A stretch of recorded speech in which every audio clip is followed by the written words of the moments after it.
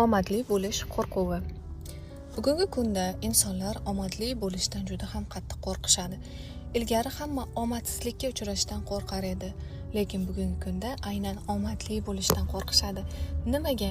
Chunki biz omadsiz bo'laverib, omadsizlikka uchrayverib o'sha o'rganib qoldik bunga va bizda bu og'riqlarga qarshi immunitetimiz bor va biz ongimiz aniq ishonadiki, hozir men yana bir marta omadsizlikka uchrasam nima qilibdi?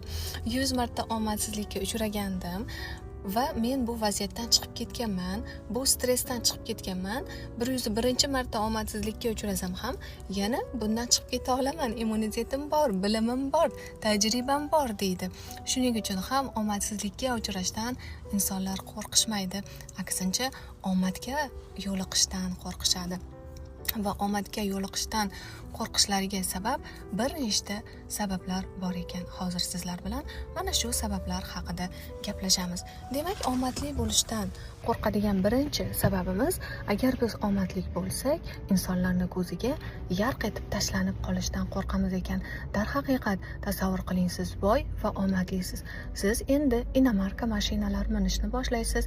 Siz endi qimmatbaho brend kiyimlar kiyib, soatlar taqib, oyoq kiyimlar, sumkalar tutishni boshlaysiz va endi siz oddiy uyda yashamaysiz, qasr uyda yashashni boshlaysiz. Tabiiyki, siz ko'zga yaqqol tashlanasiz va insonlar bundan juda ham qo'rqishadi. Nega? Nima uchun ko'zga tashlanib qolishdan qo'rqamiz? Chunki biz bolalikdan boshlab bizga o'rgatib qo'yishgan, xalqdan oldinga ham o'tib ketma, xalqdan orqada ham qolib ketmagin, el qatori yurgin, shunda tinch bo'lasan deb o'rgatishgan. Siz omadli bo'lganingizdan keyin, ko'zga yarq etib tashlanganingizdan so'ng, tabiiyki insonlar siz haqingizda turli xil g'iybat, tuhmat, bo'xton gaplarni tarqatishlari mumkin. Tabiiyki sizni yomon ko'rishlari, sizga hasad qilishlari mumkin. Tabiiyki sizdan qarz so'rashlari va agar qarz bermasangiz, siz haqingizda har xil bo'mag'ur gaplarni tarqatishlari mumkin. Shuning uchun ham bu narsalardan qo'rqqanimiz uchun bizni ongimiz omaddan bizni himoya qiladi, ya'ni qarshilik ko'rsatishni boshlaydi.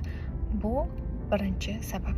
Endi ikkinchi sabab, insonlar biz haqimizda yomon xayollarga borishdan qo'rqamiz. Ya'ni katta pullar halol yo'l bilan topilmaydi degan uстановка, bu butun jamiyatga tegishli uстановка bo'lib, agar men boy badavlat bo'lib ketsam, odamlar men haqimda yomon xayollarga borishadi.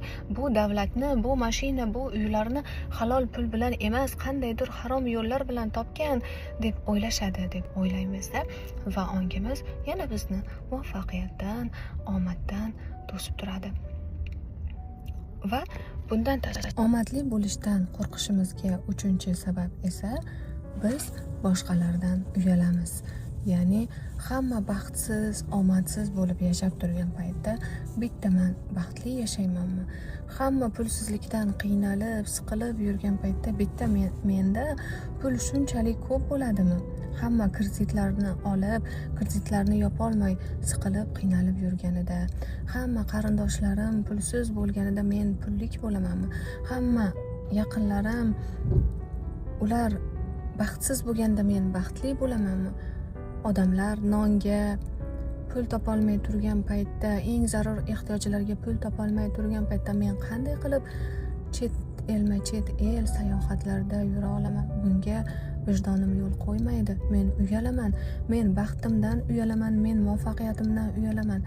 Axir hamma bilan bir xil men ham qayg'urishim kerak emasmi? Men ham siqilib, qiynalib yashashim kerak emasmi?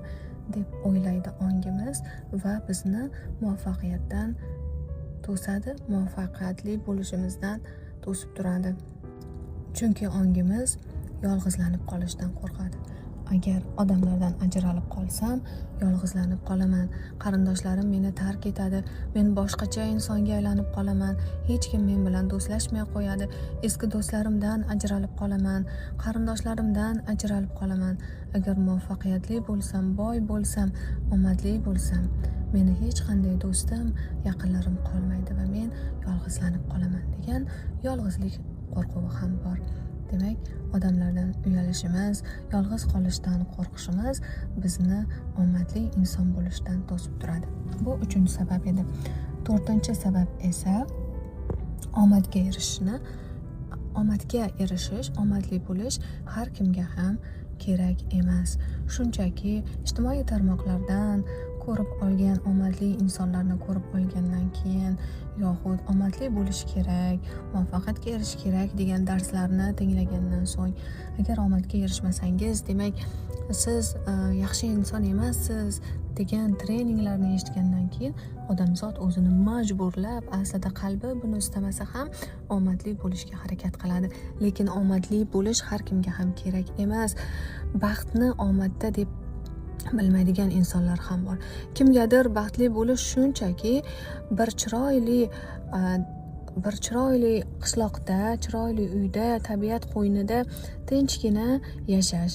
Kimgadir baxt bu o'rmonda sayr qilish, kimgadir baxt bu oddiy baliq ovlash, kimgadir baxt bu oddiy kundalik yeyish ichishga mahsuloti bor, bitta mashinasi bor, bitta uyi bor, bo'ldi. Mana shu narsa kim uchundir baxt.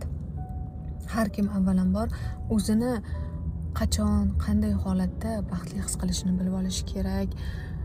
Ya'ni boshqa jamiyat tomonidan singdirilgan, misol uchun dang'illama uying bo'lsa baxtlisan, inomarka mashinang bo'lsa baxtlisan, chet el sayohat qilib yursang baxtlisan degan narsalar emas, qalbidagi xohishlarini aniqlab olish kerak bo'ladi inson. Har kimga ham katta muvaffaqiyat, katta sahnalarga chiqish, butun dunyo uni tan olishi, milliarder bo'lish har kimga ham kerak emas. Har kimni ham asl qalb xohishi emas bu narsa. Kimgadir ozgina oddiy bitta ishda professional bo'lib ishlash, oylik olish bu baxt. Kimgadir bitta biznesni zo'r qilib rivojlantirish baxt. Kimgadir 5 ta biznesni rivojlantirib zo'r qilish bu baxt. Ya'ni har bitta inson o'zini ichki potensialidan, qalb xohishidan kelib chiqib, uni baxti aslida nima ekanligini aniqlab olib, o'shanga qarab harakat qiladigan bo'lsa, ana shundagina u o'zini haqiqiy baxtiyor his qiladi. Agar siz o'zingiz qalbdan millioner bo'lishni xohlamaysiz, lekin jamiyat tomonidan millioner bo'lishing kerak deb ustozlar o'rgatganligi uchun qattiq harakat qilib, mashaqqatlar bilan millionerlikka erishdingiz ham deylik, bunda siz baxtli bo'la olmaysiz. Chunki bu maqsad aslida sizniki emas edi. Bu maqsad birovlarning sizga jamiyat tomonidan, ijtimoiy tarmoqlar tomonidan, ustozlaringiz tomonidan singdirilgan maqsad edi. Shuning uchun ham millioner bo'lsangiz ham o'zingizni baxtiyor his qila olmaysiz. Eng avvalambor siz o'zingizni baxtiyor holatda tasavvur ko'rishingiz kerak va mana shu baxtiyor holatda siz qaysi darajadasiz? Millionermisiz, milliardermisiz, oddiy ishchimisiz, biznesmenmisiz? Shuni his qilib olishingiz kerak. Agar tasavvur qilganingizda ham qachonki o'ta darajada katta muvaffaqiyatlarga erishgan va o'shandagina baxtiyor, o'zingizni qalbdan baxtli his qilsangiz, demak bilingki, omad, muvaffaqiyat men uchun ekan, harakat qilishim kerak ekan shunga deng. Lekin yo'q, menga kerak emas katta sahnalar, menga kerak emas katta pullar, menga oddiy mashina ham bo'laveradi, o'zimizda chiqarilgan oddiy uy ham bo'laveradi. Shart emas men chet elga ko'chib ketib, Amerikaga ko'chib ketib yashashim. Meni baxtim mana shu qishlog'imda yoki meni baxtim mana shu shahrimda ekan degan qalbingizdan javob keladigan bo'lsa va ana shu holatda o'zingizni tasavvur qilib ko'rganingizda baxtiyor his qilsangiz, demak mana shu sizni omadingiz, mana shu sizni baxtingiz bo'ladi azizim. Omadli bo'lishdan yana qo'rqib turadigan ikkita qo'rquvimiz bor. Shular haqida ham aytib o'tmoqchiman.